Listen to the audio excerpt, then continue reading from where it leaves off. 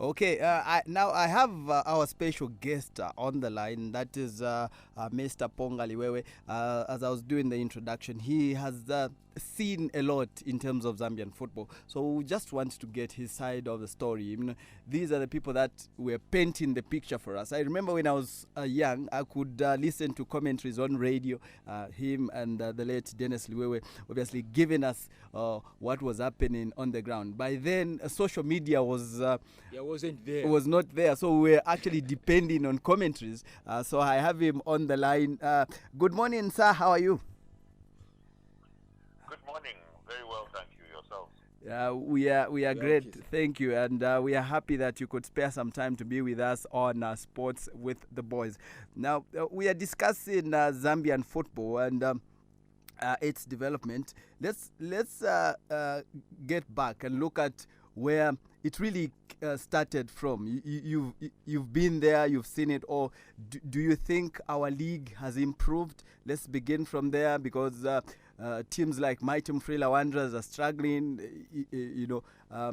There are other teams that are dominating now. We have Zesco, we have other teams that have come on board. What would you say about our Zambian league? Well, it depends on what aspect of league football you're looking at. If you're looking at the commercial side, I would say the clubs have made quite a lot of progress in recent years. FIFA introduced this program of club licensing where clubs had to meet certain standards to play in the top league.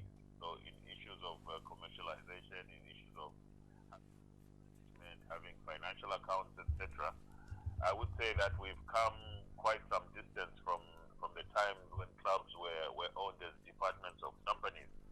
If you're talking about football on the field, I would, have a slightly different opinion. I would say that I think in the 70s and the 80s, obviously the game has come a long way since then in terms of fitness, etc. But I would say that we had a product at that time that could draw thousands of people into the stadium based on the quality of the football. But also that should come with a qualification in that we didn't have televised football from Europe to the extent that we do today. I mean, in those days we would watch once a week on a Friday, maybe a highlights package. Once a week we would watch the game. Probably in a whole year, the only live game you would watch was the FA Cup final. So very much football was rooted in the local product. But we had players who had gone through proper development in that era. And by proper development, I talk about organized football starting from primary school level, starting in the communities where kids are 7, 8 years old playing in structures where you train, you play league games, etc. Now, all that happened to fall away at the start of the 90s with the liberalization of Zambian economy and companies being sold off. And the new owners who took over previously state-owned companies then decided that, running social amenities or running sports wasn't really a priority. So we lost something in that window. And I would say, therefore, that we do not have the quality players we had in the past in terms of ability to play on the field. We do have players who are good, but I would say that the players of the earlier era, having worked or developed in a structure, gave us much more than we are able to see from the players of today. We've seen an influx of foreign players coming into our league. Is that a good thing? There are arguments in that regard. Other people have said it will dilute our national team. Others have said it will make our league competitive. In fact, other people have even further argued to say it will improve the performance of the Chipolo Polo at the end of the day. Do you agree with that notion? I will speak from two different hats.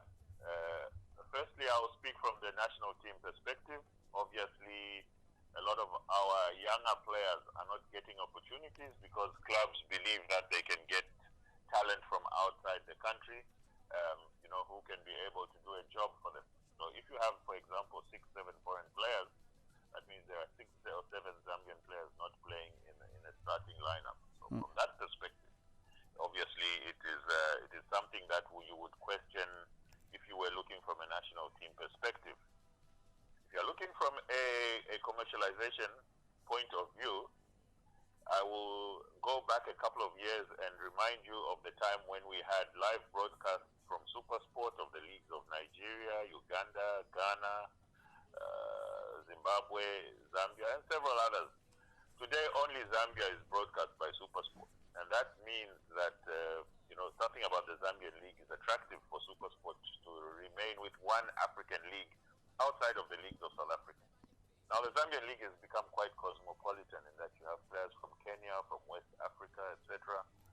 And this has become a draw card and a viewing card for fans. So, for example, in Nairobi, with the large presence of Kenyans in Zambia, there is quite a bit of interest in Zambian football there. Our neighbors like Malawi have constantly followed Zambian football as well as Zimbabwe. So we have an audience now growing in West Africa. I have some people in West Africa who previously would talk to me about watching Zambian league. So this makes it attractive.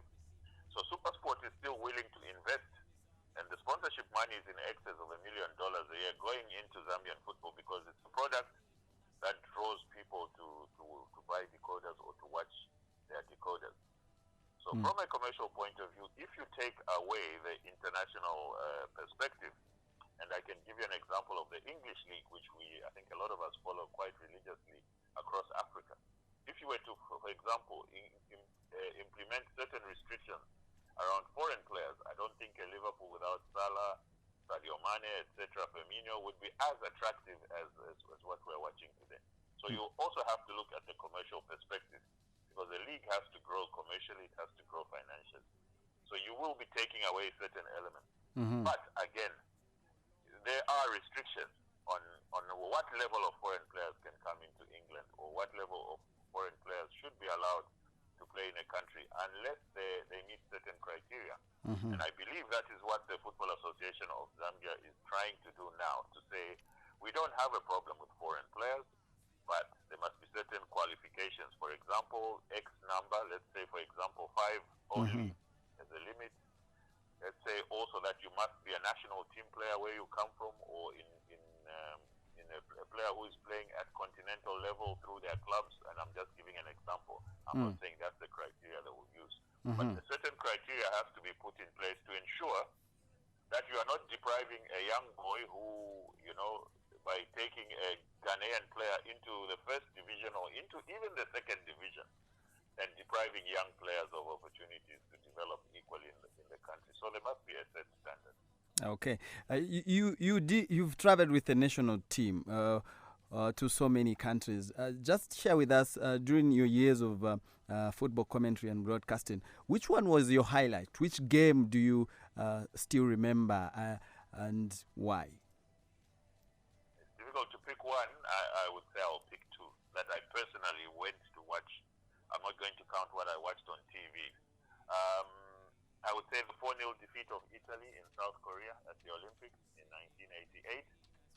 For the first time, I saw a Zambian team dismantle a country that was rated extremely highly in African football. And when you look at the Olympics then, it wasn't the rules that we have today of under 23. That was an Olympic side, and the only qualification was that players who had played at the World Cup previously could not play in the Olympics. But everybody else was eligible. And obviously Italy were beginning to prepare for their 1990 World Cup, and that was the team, that was going through rigorous preparation. They had just played Euro 88 in the same year, where they reached, I think, the semi-final, 88. And then they came to the Olympics with a strong side. And nobody had any expectations of a Zambian win. But we all recall what happened. And we beat them 4-0. And then my second game, I know you asked for one, would be the 1994 Africa Cup final, of course, where Zambia got to the final and, played some of the most beautiful football, particularly in the last 25 minutes when we were searching for the equalizer. And unfortunately, we lost that to Nigeria. I would have loved to say 2012, but I was not in Gabon, so I can't really rate it as one of the highlights because I was not really there in person. But of course, it ranks there highly as one of the greatest moments for Zambian football, and also for myself.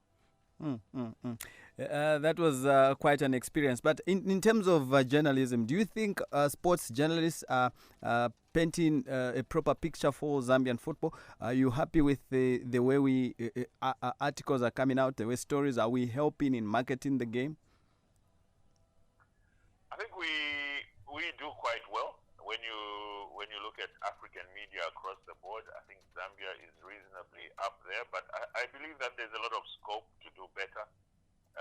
A lot of the coverage is around news and results, and not so much going behind the scenes and going in depth to look at.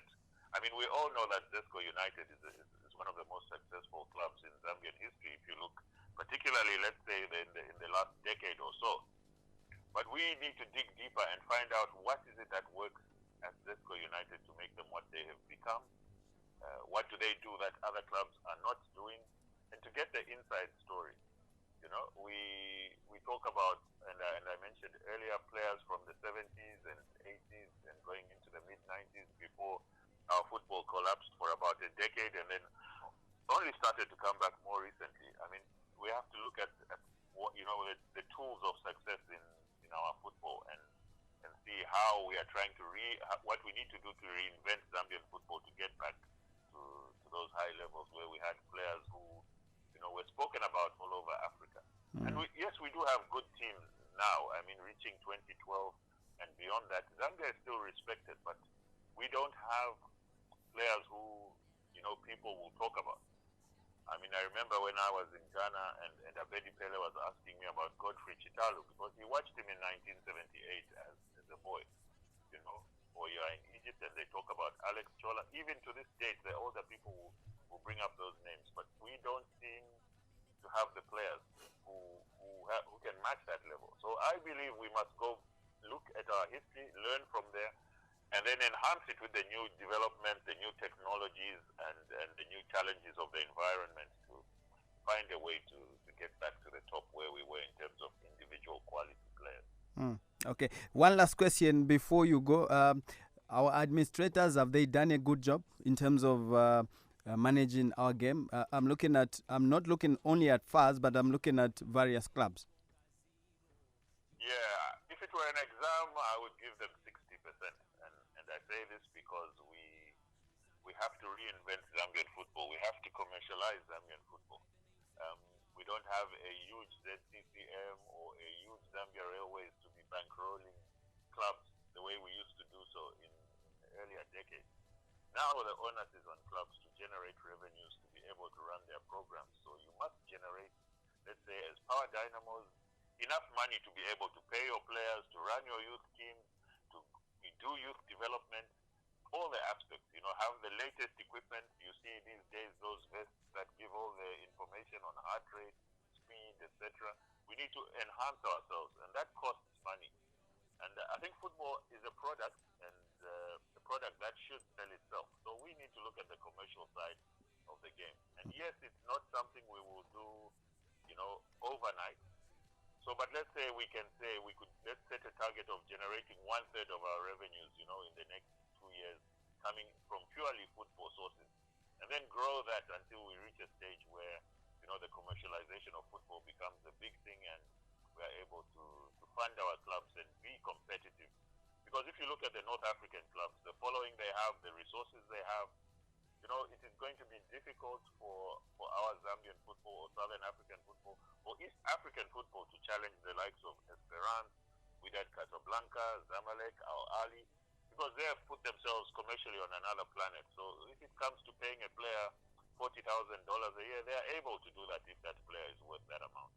So we, on the administrative side, still need a bit of work to do on the commercialization and the professionalism of how our clubs are run. So I would say 60%. Okay, thank you very much for giving us your time and being part of sports with the boys today. We are grateful. Welcome, anytime. Okay, that is a former Chief Executive Officer at Football Association of Zambia, Pongali Wewe. He was also a trained journalist who was just giving us an insight